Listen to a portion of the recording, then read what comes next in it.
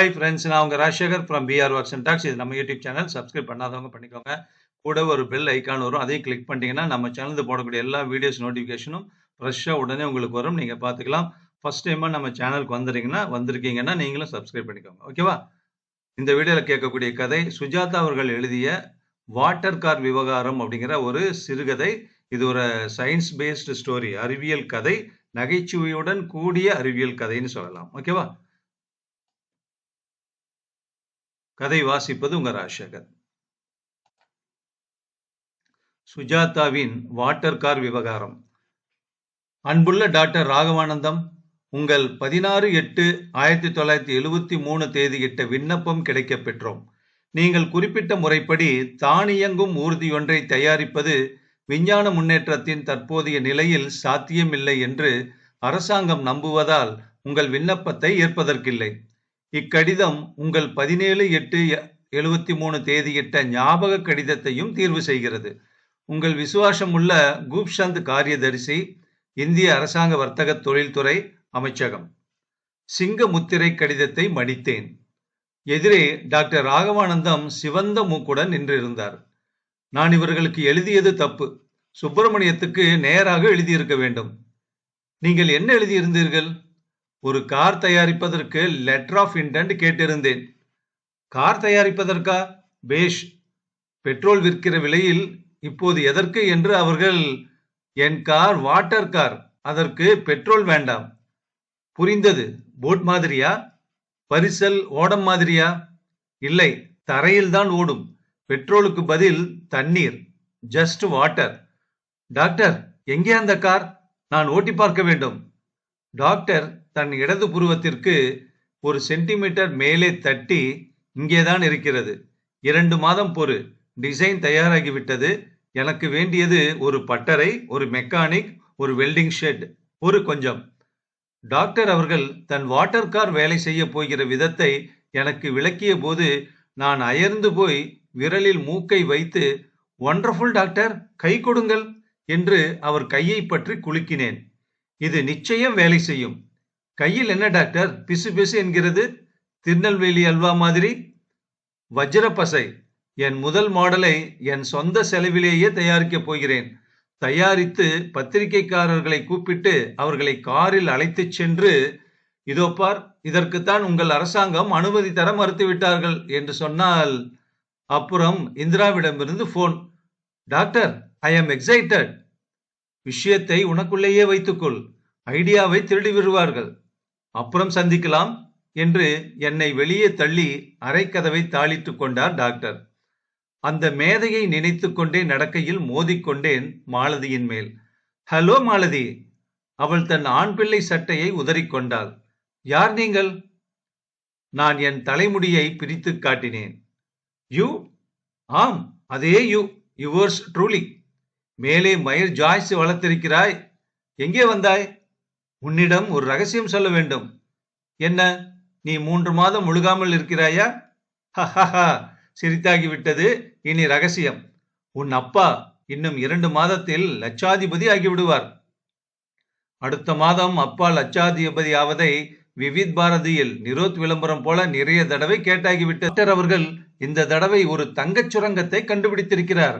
Petrol இல்லாமல் போகும் car. தள்ளினால் எல்லா காரும் போகும். 2வது உலக யுத்த ஜோக். டாக்டரின் கார் தண்ணீர் சக்தியால் போகிறது. ஹைட்ராலிக் டர்பைன் பிரின்சிபிள் தெரியுமா உனக்கு? தெரியாது. தேவையில்லை. நீயும் அப்பாவும் சேர்ந்து அடித்த கூத்தெல்லாம் நான் மறக்கவில்லை. உன் மாதிரி மறை கலன்ற ஆசாமிகளுடன் பேச எனக்கு நேரமில்லை. உனக்கு வேறு வேலை இல்லை என்றால் பனகல் பார்க்கில் சிமெண்ட் பெஞ்சில் உட்காரப்போ. அது நிகழ்ந்து 1 மண்டலம் வரை என்னால் டாக்டர் அவர்களை சந்திக்க முடியவில்லை. ஒரு மாலை பெரியண்ணன் கடையில் மசாலா டீ சப்பிக் கொண்டிருந்த போது என் எதிரே அரை வேஷ்டியை முண்டாசாக அணிந்து காதில் பீடி செருகியிருந்த சைக்கிள் ரிக்ஷா ஓட்டி ஒருவனும் அவன் நண்பனும் பேசிக் கொண்டிருந்தது என் கவனத்தை கவர்ந்தது. நாளைக்கு தாண்டா ஓடுதான். என்னாடா? காரு தண்ணி போட்டா ஓடுதான். ஒரு கைவன் கண்டுபிடிச்சிருக்கானா. பாரு, போட்டிருக்கு. என்னடா இது? ஜீனி வேலை. டிரைவர் தண்ணி போட்டா கார் ஓடுதா? ஆட ஐயா, அந்த செய்தித்தாளை சற்று தருகிறீர்களா என்ன நைனா, ஷோக்கா சட்டையெல்லாம் போட்டு நிக்கிற, தமிழ்ல பேசுற, 5 பைசா கொடுத்து வாங்கிய. நான் அவன் சொல்வதில் நியாயம் இருப்பதை உணர்ந்து அந்த பத்திரிகையை காசு கொடுத்து வாங்கி பார்த்தேன். அதில் நாளை வெள்ளோட்டம், நீரில் ஓடும் சிற்றுந்து, பெட்ரோல் தேவையில்லை. அந்த பத்திரிகை ஆபீஸில் உள்ள ஆச்சரிய குறிகள் அனைத்தையும் விரயமாக்கி டாக்டர் ராகவானந்தத்தின் அதிசய கார் நாளை மக்கள் முன் பவனி வரப்போகும் செய்தி முன்பக்கம் முழுவதும் பரவியிருந்தது. நான் உடனே டாக்டருக்கு டெலிபோன் செய்தேன். பையா, எங்கே காணாமல் போய்விட்டாய்? உடனே வா. நான் பறந்து அங்கே சென்றபோது மாலதி ஸ்டார் டஸ்ட் படித்துக் கொண்டிருந்தாள். என்னை பார்த்துவிட்டு மறுபடி படிப்பில் ஆழ்ந்தாள். மால், டாக்டர் எங்கே? ஷெட் என்றாள். அதைவிட சுருக்கமான வார்த்தை கிடைக்காததால். கார் ஓடுகிறதா? அவள் என்னை புரியாமல் பார்த்தாள். கார்? Water car? எனக்கு என்ன தெரியும்? மாலதி, நாளைக்கு இனாகுரேஷன், பேப்பர் பார்க்கவில்லையா? அப்படியா? சென்ற 15 நாட்களாக ஷெட்டில் தான் இருக்கிறார். அங்கேதான் சாப்பாடு, உப்மா, காஃபி எல்லாம் போகிறது. உள்ளே என்ன செய்கிறார் என்பது எனக்கு தெரியாது. எனக்கு இது மட்டும் தெரியும். நாளைக்கு இங்கே ரகளை அடிதடி நடக்கப் போகிறது. நான் மாடியிலிருந்து பார்த்து கொண்டிருப்பேன். இதோ அப்பா. டாக்டர் அவர்கள் ஈஸ்ட்மன் கலரில் நடந்து வந்தார். காது நுனியில், மூக்கு கண்ணாடியில், இடது செருப்பில் சிவப்பு பெயிண்ட். உடம்பின் மற்ற சிற்சில இடங்களில் அங்கெங்கே மஞ்சள் நிறம். இப்படி கையில் ஒரு பிளீட்டின். வந்து விட்டாயா? மாலதி, பிரஸ் கான்பரன்ஸுக்கு பிரம்பு நாற்காலிக்கு ஏற்பாடு செய்ய வேண்டும். சுவரில் நம்பர் எழுதியிருக்கிறேன். போன் பண்ணிவிடு. டாக்டர், கார் ஓடுகிறதா? ஓடும் ஓடும். பினிஷிங் டச்சிங் கொடுத்து கொண்டிருக்கிறேன். ஸ்ப்ரே பெயிண்ட் அடித்துக் கொண்டிருக்கிறேன். பையா, மாலதி கடைசியில் காலை வாரி விட்டு விட்டால் மாட்டேன் என்கிறாள். மாட்டேன் மாட்டேன் மாட்டேன் என்றாள் மாலதி. என்ன மாட்டாய்? நான் அந்த காரை நாளை ஓட்ட வேண்டுமாம். செத்தாலும் மாட்டேன். நீ அதை பார்த்தாயோ? அது கார் போலவே இல்லை, ஒட்டகம் போல் இருக்கிறது. அதில் நான் உட்கார்ந்து, அதுவும் பத்திரிகைக்காரர்களின் முன்னிலையில்.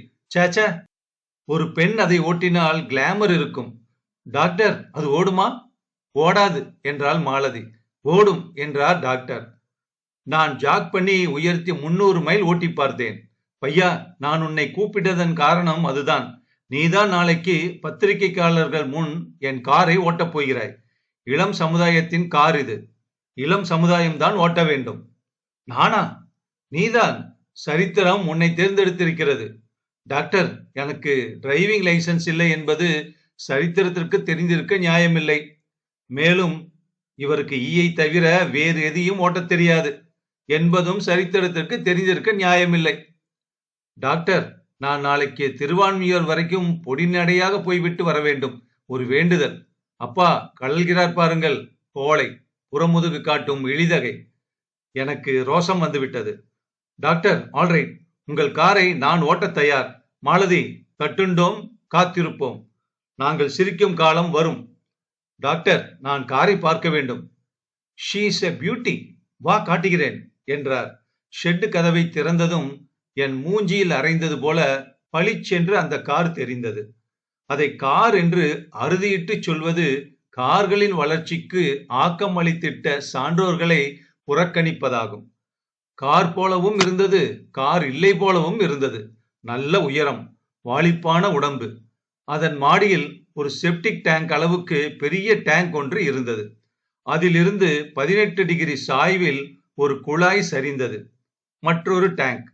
மேலே இருப்பது மெயின் டேங்க், கீழே ஆக்சிலரி டெயில் ரேஸ் டேங்க். இதான் பட்டர்ஃப்ளை வால்வ் கண்ட்ரோல். இதை இழுத்தால் வேகம் அதிகமாகும், விட்டால் குறையும். அது பிரேக், இது ஸ்டீயரிங். அவ்வளவுதான். எப்படி இருக்கிறாள் பார்ப்பதற்கு? ஓ, நன்றாகத்தான் இருக்கிறாள். சீட்டு கொஞ்சம் உயரமாக இருக்கிறது. படி இன்னும் வைக்கவில்லை. இந்த ட்ரம் மீது ஏறி ஷீட்டில் உட்கார்ந்து கொள்ள வேண்டும். தச்சனிடம் படித்து சொல்லியிருக்கிறேன். அவன் கொடுத்த காசை குடித்துவிட்டு நாளைக்கு என்று சொல்லிவிட்டான். பரவாயில்லை, ஏறிப்பார். டாக்டர், நாளை காலை பார்த்து கொள்ளலாமே. பயப்படாதே, ஏறி உட்கார்ந்து பார். நான் ஃபைட்டர் விமானத்தை எட்டி வேடிக்கை பார்க்க ஏறும் மந்திரி போல அந்த ட்ரம் மீது கால் வைத்து காரினுள் ஏறிக்கொண்டேன். டாக்டர் ட்ரம்மை அந்த பக்கம் உருட்டிச் சென்று அதன் மேல் ஏறி என் அருகே உள்ள சீட்டில் ஏறிக்கொண்டார். ஏறும்போது கீச் கீச் என்ற சத்தமும் அதன் பின் கிளங் என்று நிறைந்த கங்காளம் அசைவது போல் சத்தமும் கேட்டது. தவிர டாக்டரின் மாடியிலிருந்து ஒரு திவளை தண்ணீர் வழிந்து என் பேண்டை தொடைபாகத்தில் நனைத்தது. புல் டேங்க் 100 மைல் ஓடும் என்று கண் சிமிட்டினார் டாக்டர். மர ஷீட் இன்னும் மெத்தை தைக்கவில்லை போலும் என்றேன். யூஃபார்முக்கு ஆர்டர் கொடுத்திருக்கிறேன். ஸ்டீரிங் மேல் கை வைத்துக் கொண்டேன். மாலுமி போல உணர்ந்தேன். அது என்ன? அது கண்ட்ரோல் சுவிட்ச். அது ஊ என்றது கார். ஓஎஸ், இது ஹாரன். மாலதி ஓரத்தில் கீழே நின்று கொண்டிருந்தாள். அங்கிருந்து உங்களை பார்த்தால் முல்லைக்கு தேறிவதற்கு முன்பான பாரி போல இருக்கிறீர்கள். நான் அவளை மதிக்கவில்லை. உலகம் எப்போதும் முதலில் சிரிக்கத்தான் செய்யும். டாக்டர், இது என்ன குமிழ்? அதுதான் த்ராட்டில் கண்ட்ரோல். ஏய், இழுக்காதே இழுக்காதே. இழுத்தாகிவிட்டது. அந்த சரித்திர பிரசித்தமான பயணம் அப்போதுதான் துவங்கியது. இழுக்காதே என்று சொன்ன குமிழை இழுத்ததால் ஜோ என்று அந்தரங்கத்தில் கடைசியாக நான் குற்றாலத்தில் கேட்ட சத்தம் கேட்டது. டாக்டரின் கார் பெல்டன் வீல் தத்துவத்தில் அமைந்தது. வால்வை திறந்தால் மேலே நிரம்பியிருக்கும் தண்ணீர் திறக்கப்பட்டு குழாய் வழியாக மிக வேகமாக சரிந்து கீழ் டேங்குக்கு ஓடும். போகிற போக்கில் டர்பைன் சக்கரத்தை சுற்றிவிட்டு ஓடும். டர்பைனுடன் இணைக்கப்பட்ட காரின் சக்கரங்கள் சுழல கார் ஓடும். திறந்து விட்டேன் போல் இருக்கிறது. கார் ஒரு முறை சோம்பல் முறித்துக் கொண்டு குலுங்கி நகர ஆரம்பித்தது. டாக்டர், நகர்கிறது. எனக்கு ஓட்ட தெரியாது. பையா, உடனே எழுந்திரு. சீட் மாற்றிக்கொள்ளலாம். என்னால் சமாளிக்க முடியும். நான் எழுந்திருக்க முயன்றேன். முடியவில்லை. டாக்டர், என் பேண்ட் சீட்டில் ஒட்டி கொண்டு விட்டது. பெயிண்ட் ஈரமாக இருந்திருக்கிறது. பையா, குவிக், பேண்டை கலற்றி விட்டு எழுதிரு. Doctor, doctor, look out. Car ஷெட்டுக்கு வெளியே வந்து நேராக சிறு குடும்பம் போதுமே சுவரை நோக்கி சென்று கொண்டிருந்தது. பையா, ஸ்ரீரங்கை திருப்பு. டைட்டாக இருக்கிறது டாக்டர். பயப்படாதே, நான் இருக்கிறேன். அந்த பிரேக்கை லேசாக அழுத்து. ஸ்மூத்தாக போகும். பிரேக்கை அழுத்திப்பார். டாக்டர், பிரேக் தொளதளவென்று இருக்கிறது. ஓ, மறந்து விட்டேன். ஒரு கனெக்டிங் ராடை இன்னும் இணைக்கவில்லை. டாக்டர், யாராவது செய்யுங்கள். கார் ஓடிக்கொண்டிருக்கிறது. அதானே, த்ராட்டிலை மூடிவிட்டேன், வால்வை மூடிவிட்டேன். இன்னும் ஓடிக்கொண்டிருக்கிறதே. இது ஓடக்கூடாது. டாக்டர், இறங்கி விடலாமே. நல்ல சரிவு. வேகம் அதிகமாகி கொண்டு வருகிறது. பையா, யூ ஆர் ஏ ஜீனியஸ். அதானே, ஏன் ஓடுகிறது என்று இப்போது தெரிந்துவிட்டது. சரிவு, அதனால் தான் ஓடுகிறது. ஏனென்றால் தண்ணீரை நான் அப்போதே நிறுத்தியாகிவிட்டது. என் கணுக்கால் வரை தண்ணீர் ஏறி நனைந்திருந்தது. நாயர்கடை நோக்கி நாங்கள் விரைந்து கொண்டிருந்தோம். அந்த முச்சந்தியில் ரோடு இடம் வளமாக பிரிகிறது. அந்த மெயின் ரோட்டில் பஸ்களும் லாரிகளும் உற்சாகமாக சென்று கொண்டிருந்தன. ஒரு போலீஸ்காரர் டியூட்டி ஏற்றுக்கொள்ளலாமா என்கிற உத்தேசத்தில் எதிரே நாயர்கடையில் பன் கடித்துக் கொண்டிருக்க எங்கள் ஊரோளும் ஒருவரை பார்த்து கலவரப்பட்டு அங்கிருந்தே ஸ்டாப் அடையாளம் காட்டினார். அடையாளமாவது? எங்கள் காரை நிற்க வைப்பது யார்? போலீஸ்காரர் தன் ஆணைக்கு படியாமல் தன்னையே நோக்கி எங்கள் கார் வருவதை உணர்ந்து பண்ணை கீழே போட்டுவிட்டு விசில் ஊதி தள்ளினார்.